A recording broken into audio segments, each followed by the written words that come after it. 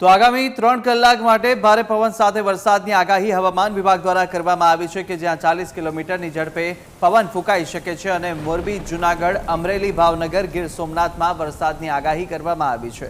તો ભરૂચ, નર્મદા, સુરત, તાપી, નવસારી અને ડાંગમાં પણ પવન સાથે વરસાદની આગાહી દક્ષિણ ગુજરાત માટે કરાઈ। તો વલસાડ, દીવ, દમણ, દાદરા નગર હવેલીમાં પણ વરસાદની આગાહી કરવામાં આવી છે।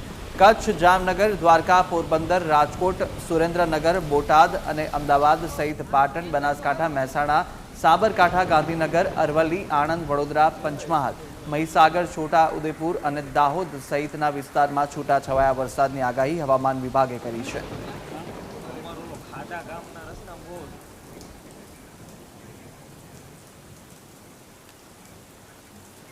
તો ક્યાં ક્યાં વરસાદની આગાહી કરવામાં આવી છે તેની પર નજર કરીએ। જ્યાં મોરબી, જૂનાગઢ, અમરેલીમાં પવન સાથે વરસાદની આગાહી કરવામાં આવી છે। તો ભાવનગર, ગીર સોમનાથ, ભરૂચમાં પણ વરસાદની આગાહી કરવામાં આવી છે। આ તમામ વિસ્તાર છે કે જ્યાં વરસાદની આગાહી કરાઈ અને નર્મદા, સુરત, તાપીમાં પણ પવન સાથે વરસાદ રહેવાનો છે। નવસારી, ડાંગ, વલસાડ આ તમામ વિસ્તાર છે દક્ષિણ ગુજરાતમાં જ્યાં પણ પવન સાથે વરસાદની આગાહી કરવામાં આવી। તો કચ્છ, જામનગર, દ્વારકામાં પણ પવન રહેવાનો છે અને સાથે વરસાદની આગાહી હવામાન વિભાગે કરી છે।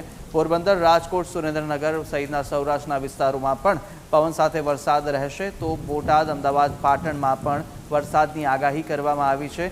બનાસકાંઠા, મહેસાણા, સાબરકાંઠા, ઉત્તર ગુજરાતના વિસ્તારોની અંદર પણ જે પવન સાથે વરસાદ રહેશે તેવી આગાહી કરાઈ। તો ગાંધીનગર, અરવલ્લી, આણંદ સહિતના વિસ્તારમાં પણ પવન સાથે વરસાદની આગાહી હવામાન વિભાગ દ્વારા કરવામાં આવી છે। મોરબી, જૂનાગઢ, અમરેલી અને આ તમામ જે જગ્યાએ છે ગુજરાતની અંદર હાલ અત્યારે અનેક વિસ્તારોની અંદર છૂટાછવાયા તો ક્યાંક પવન સાથે વરસાદ રહેવાનો